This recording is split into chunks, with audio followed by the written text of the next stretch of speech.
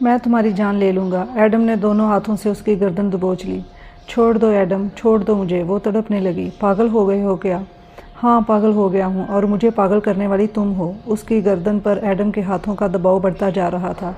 Catherine अपने नातवां जिस्म की पूरी कुव्वत को बरोए कार लाते हुए उसे पीछे धकेलने लगी और इसी कोशिश में उसकी कुर्सी उलट गई। कुर्सी उलटने से वो उसकी गिरफ्त से आज़ाद हो गई। उसे ज़मीन पर गिरता देखकर एडम दोबारा उसकी तरफ नहीं बढ़ा। वो कराहते हुए उठी और लड़खड़ाते कदमों से वहाँ से निकल गई। एडम खाली खाली नज़रों से उसे जाता देखता रहा। मामा, चिकन बिरयानी अच्छी बनाई है ना मैंने? हाँ, बहुत अच्छी बनाई है। कैथरीन ने बेटी की तारीफ़ की तो वो मज़ीद खुश हो गई। तो फिर कब मिलवा रही हो अपने उस हैंडसम से? बहुत जल्दी मामा। संडे को इनवाइट किया है उसे। आपको छुट्टी होती है ना, तो इसलिए इतवार वाले दिन वो लंच हमारे साथ करेगा। अच्छा जी, कैथरीन मुस्कुराई। मामा, आप उसे देखेंगी तो दंग रह जाएंगी। वो बहुत पुरकशिश है। चलो देखते हैं, जितना भी पुरकशिश हो, मगर मेरी बेटी से ज़्यादा पुरकशिश नहीं हो सकता। उसने जूली का गाल प्यार से छुआ। और फिर इतवार का दिन भी आन पहुंचा। जूली सुबह से इस मुख्तसर तरीन घर की सफाई सुथराई में लगी थी। कैथरीन सुबह सुबह बीफ का कीमा ले आई थी। कीमा आलू के साथ कस्टर्ड बनाना मेन्यू में शामिल था। 2 बजे दरवाज़ा बजने लगा तो जूली का चेहरा खिल उठा। लगता है वो आ गया। मैं खोलती हूँ दरवाज़ा। कैथरीन साड़ी का पल्लू दुरुस्त करती दरवाजे की तरफ बढ़ी। दरवाज़ा खोला तो सामने एडम फूलों का बुके लिए खड़ा था। तुम क्यों आए हो यहाँ? मैंने तुम्हें मना किया था ना अपनी शक्ल दिखाने से। वो चिल्ला उठी। क्या करती हो मामा?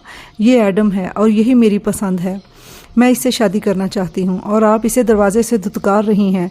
उसने माँ को एक साइड पर करना चाहा, मगर कैथरीन इस वक्त सीसा पिलाई दीवार की मानद उसकी राह में खड़ी थी। एडम ने उसका बाजू हटाया और दनदनाता हुआ अंदर आ गया।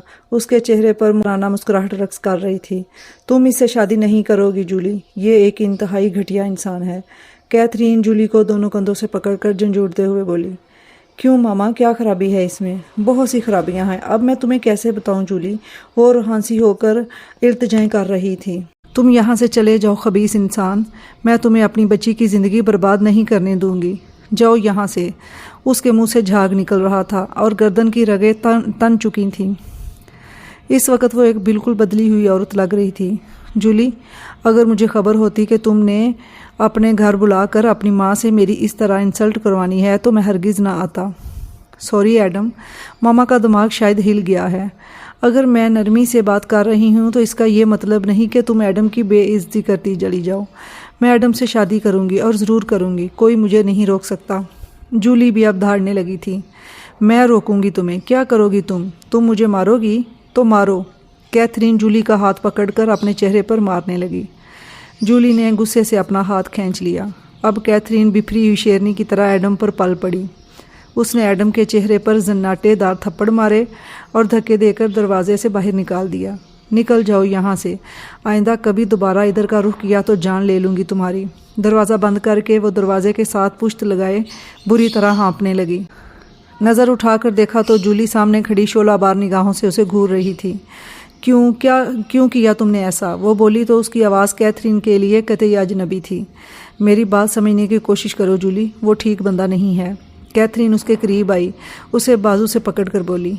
छोड़ो मुझे, नफ़रत करती हूँ मैं तुमसे। पहले बताओ तुमने मेरे साथ ऐसा क्यों किया?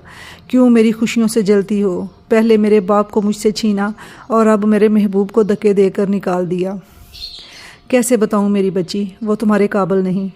क्यों? आखिर क्यों? वो क्यों मेरे काबिल नहीं है? क्या खराबी है उसमें? उसके कई औरतों के साथ चक्कर रहे हैं। आवारा इंसान है। बस कोई बात नहीं, मैं सुधार लूँगी। उसे एड्स है जूली, और उसी ने ये बीमारी मुझे लगाई है। आखिरकार कैथरीन फट पड़ी। कल को तुम भी इस जानलेवा बीमारी का शिकार हो जाओगी। क्या? जूली दोनों हाथों से अपना सर पकड़कर चारपाई पर गिर सी गई। ये क्या कह रही हो मामा? तुम्हारा एडम के साथ इस तरह का रिलेशन था? ओ माय गॉड, इसका मतलब है दादी हमेशा सच कहा करती थी कि तुम्हारी माँ गैर मर्दों से ताल्लुक़ रखती है। मैं तुमसे नफ़रत करती हूँ मामा। I hate you. जूली कमरे में गई और चंद मिनट बाहर आई तो उसके हाथ में एक बैग था। मैं तुम्हें हमेशा के लिए छोड़कर जा रही हूँ मामा। ایسا مت کرو جولی، میں نے تمہارے لیے اپنی پوری زندگی تیاگ دی، تمہارے علاوہ میرا دنیا میں کوئی نہیں ہے، مجھے چھوڑ کر مت جاؤ میری بچی۔ کیتھرین اس کی طرف لپکی۔ مجھے اپنی گندی زبان سے بیٹی مت کہو۔ کیتھرین نے اس کے سامنے ہاتھ جوڑے، واسطے دیے، مگر اس نے ایک نہ سنی اور تیزی سے گھر سے باہر نکل گئی۔ کیتھرین وہیں زمین پر بیٹھ کر پھوٹ پھوٹ کر رونے لگی۔ سارا دن بیٹھی روتی رہی۔ جب شام کے سائے گھر کے مختصر آنگن میں اترنے لگے تو اسے تشویش لاحق ہونے لگی۔ جوان بیٹی گھر سے باہر تھی، نہ جانے کہاں ہوگی۔ یقیناً وہ اس خبیث ایڈم کے پاس گئی ہوگی۔ مجھے اسے بچانا ہوگا، وہ ایک زومبی بن چکا ہے جو اس کا خون پی لے گا۔ وہ اٹھی اور ایڈم کے گھر کی طرف چل دی۔ آدھے گھنٹے بعد وہ ایڈم کا دروازہ بجا رہی تھی۔ اندر سے ہنسنے بولنے کی آوازیں آ رہی تھیں۔ اس کے دروازہ کھٹکھٹاتے ہی آوازیں آنا بند ہو گئیں اور خاموشی چھا گئی۔ چند لمحوں بعد کسی کے قدموں کی چاپ ابھری جو دروازے کے پاس آ کر معدوم ہو گئی۔ ایڈم نے دروازہ کھولا۔ جولی کہاں ہے؟ وہ تیزی سے اندر گئی۔ جولی کمرے میں سفید عروسی لباس پہنے دلہن بنی بیٹھی تھی۔ اٹھو جولی، گھر چلو۔ کیتھرین نے اسے بازو سے پکڑ کر کھینچا۔ کون سا گھر ماما؟ میرا گھر تو اب یہی ہے کیونکہ میں نے ایڈم سے شادی کر لی ہے۔ اب میں ہمیشہ اس کے ساتھ رہوں گی۔ پاگل مت بنو جولی، میں نے تمہیں ساری حقیقت بتا دی تھی نا، پھر کیوں تم خودکشی کرنے جا رہی ہو؟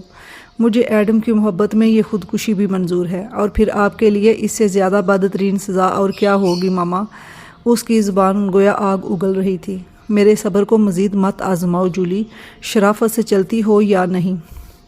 نہیں جاؤں گی، یہ میرا اٹل فیصلہ ہے، اور آپ بھی عزت سے یہاں سے نکل جائیں تو بہتر ہوگا، ورنہ میں دھکے دے کر آپ کو یہاں سے نکالنے پر مجبور ہو جاؤں گی۔ تو تم میرے ساتھ نہیں جاؤ گی؟ نہیں۔ کیتھرین نے کندھے سے بیگ اتارا اور اس میں ہاتھ ڈال کر ایک ریوالور برآمد کر لیا۔ اس نے پستول والا ہاتھ اٹھایا، ایڈم کے سینے کا نشانہ باندھا اور فائر کھول دیا۔ پستول کی ساری گولیاں اس کے سینے میں اتار کر ریوالور زمین پر پھینک دیا۔ وہ زمین پر گرا اور اپنے ہی خون میں لت پت تڑپنے لگا۔ چند سیکنڈ میں ہی اس کا وجود ساکت ہو گیا۔ یہ تم نے کیا کیا؟ جولی اٹھ کر چلانے لگی۔ وہی جو ایسی صورتحال میں مجھے کرنا چاہیے تھا۔ ایسا کرنے کے لیے مجھے تم نے مجبور کر دیا جولی۔ میں تمہیں جیتے جی اس بھیڑیے کے حوالے نہیں کر سکتی تھی۔ یہ چیر پھاڑ کر کے تمہیں کھا جاتا، اور میں نے بھی آپ کو کہا تھا کہ آپ میرے راستے میں مت آئیں۔ میں اپنی زندگی اپنی مرضی سے گزارنے کا پورا حق رکھتی ہوں۔ جولی اٹھی، بجلی کی سی صورت سے کچن میں گئی اور سبزی کاٹنے والی چھری اٹھا لی۔ چھری کافی بڑی اور تیز دھار تھی۔ اس نے دستے کی طرف سے چھری کو مضبوطی سے پکڑا اور زمین پر دو زانو بیٹھی ہوئی ماں کی گردن پر پھیر دی۔ کیتھرین ذبح کیے ہوئے بکرے کی طرح زمین پر گر کر ڈکرانے لگی۔ اس کا خون ایڈم کے خون میں گڈ مڈ ہو گیا۔ جولی خون آلود چھری کو ہاتھ میں لہراتے ہوئے ہذیانی انداز میں کہکہے لگانے لگی۔ اسے دیکھ کر کوئی بھی بآسانی سمجھ سکتا تھا کہ وہ پاگل ہو چکی ہے۔ کہانی آپ کو کیسی لگی ویورز؟ اپنی رائے کا اظہار ضرور دیجیے گا اور چینل کو سبسکرائب کر دیں۔ شکریہ۔